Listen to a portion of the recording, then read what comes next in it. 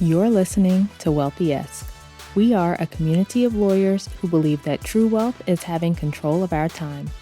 I'm Ro Thomas, and as a busy wife, mom, and former Big Law associate, I know all too well the tension between the culture of the legal profession and pretty much everything else you want to do in life. That's why each week I'm bringing you the information and tools you need to improve your money mindset and manage your money to create true wealth. Because ultimately, it's not about the money. It's about the freedom and flexibility the money affords. Hey friend, welcome back to the show. I hope you're doing well and having an amazing day so far. If you are listening to this episode the day it comes out, so Friday, February 17th, today is the last day to schedule an enrollment consultation for my group program, Money Mastery. Come learn the process that is helping lawyers pay off debt, build their savings, and change the way they think and feel about their money. Just head to rothomas.com/call to schedule your consultation, and let's talk about how Money Mastery can help you. All right, so today we are talking about the reasons you believe that you can't manage your money better. I've talked to a lot of lawyers who have all these reasons why they believe they can't do it. The things that haven't worked for them in the past, thoughts about this just being who they are, right? I'm the kind of person who can't save, or I'm the kind of person who likes to spend, or whatever it is. All the reasons they doubt there's anything they can do to turn their situation around. And it's always interesting because you're looking at this thing that you want, right? This change that you want. And then you're looking to the past, all the things that haven't worked out, as evidence of what you can or can't do in the present.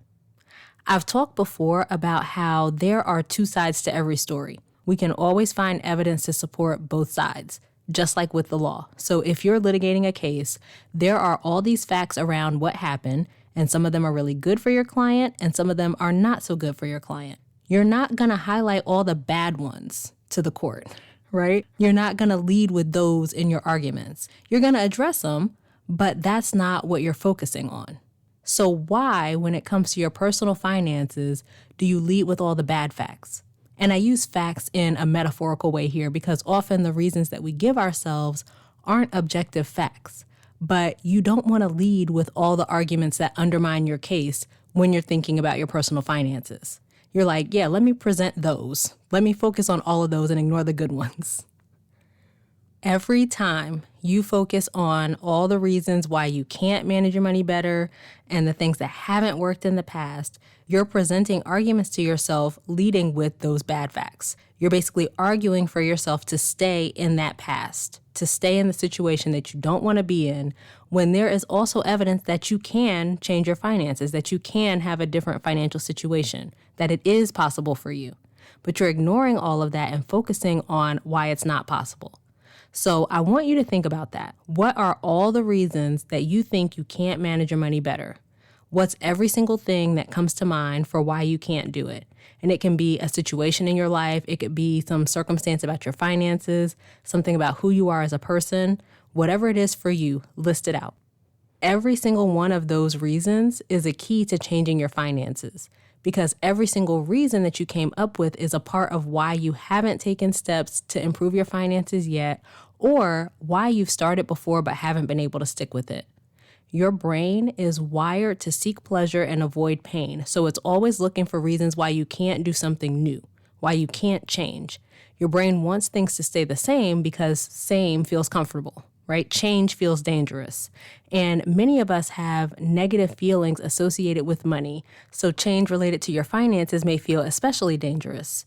So your brain wants to stay away from that. That's why when you're wanting to change the way you approach your finances, your brain's like, danger, danger, stay away, and you find all these reasons why you can't do it. Our brains are constantly scanning for danger because of the way we evolved, where we literally had to look out for danger as a matter of life or death. But in the modern world, and especially when we're talking about your personal finances, it's not typically a matter of life or death. And unless we override that, we'll keep doing things that feel good and avoiding things that feel bad that our brain perceives as dangerous, and we get into these autopilot cycles doing the same things over and over again, but then we want to expect different results. That's exactly what happens for many people with their finances, where they're doing the same things over and over. They're not making conscious decisions about their money, and they keep ending up in the same position. But it's all because nothing is changing. So when you keep presenting yourself with the reasons why you can't do something different, why you can't change, why you can't improve your finances, you're fueling those negative feelings that you have around money. And when you're focused on those things, you're not focused on thinking intentionally about how to manage your finances and how to approach your spending differently to achieve your goals. If you truly believe that you can't do it, that all the reasons you have are valid and that's just the way it is, then what are you supposed to do?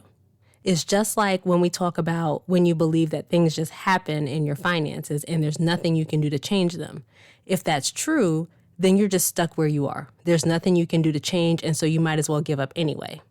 But what if you're wrong? What if instead you start questioning all those reasons you wrote down?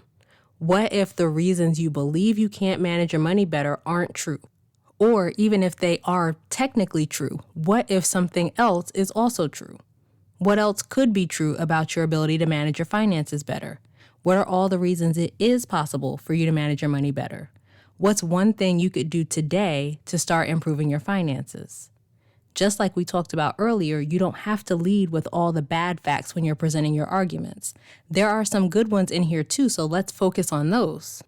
Because when you start changing those beliefs and knocking down those reasons standing between you and changing your finances, and you start building up the ones that support you managing your money better, that's where the magic happens. When you start believing different things, you start doing different things. You start taking steps to improve your finances because you believe that those steps will even make a difference in the first place. It reminds me of the Henry Ford quote that says, whether you believe you can or believe you can't, you're right. If you believe you can't do it, that you have all these reasons in the way that are keeping you from managing your finances better, you won't even try because you think it would be a waste of time, so what's the point? But if you believe that you can do it, you believe that it is possible for you, you'll at least get started. And when you take that first step, it'll lead to the next one and the next one and the next one after that, and eventually to the change that you want to see. And when you couple those new beliefs, those good facts about your finances, with tried and true strategies, you have no choice but to get the results that you're looking for. Your success is inevitable because you're approaching a proven process with the belief that you can do it, and you're committed to getting the results you want. That is the work that I do with my clients. 90% of personal finance is mental. Having the right mindset sets everything else in motion. It's like the magic ingredient that you mix with the strategy to create the finances you want. So listen, this is available to you. I have the strategy, and I'll help you cultivate the mindset to mix with it and achieve your goals.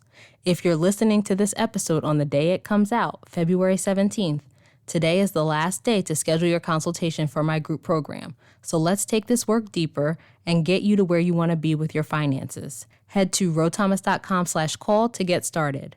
And if you're listening after the day this comes out, make sure you get on the wait list to work with me at rothomas.com/waitlist so you'll be the first to know the next time I'm taking on new clients. All right, that is it for this week's episode. Come connect with me on social media. You can find me on LinkedIn, Ro Thomas, and Instagram at I am Ro Thomas. Subscribe to the show and leave a review, both of which help more people to find it. And please think of a friend or two who could use this information and share this episode with them. As we close out, friend, I pray that you take the information you learn here, apply it in your life, and open up to the realization that wealth is available to you. As you do that consistently, week after week, you'll continue to take steps to regain control of your time, build wealth, and live the life of freedom and choice you deserve. Talk to you later.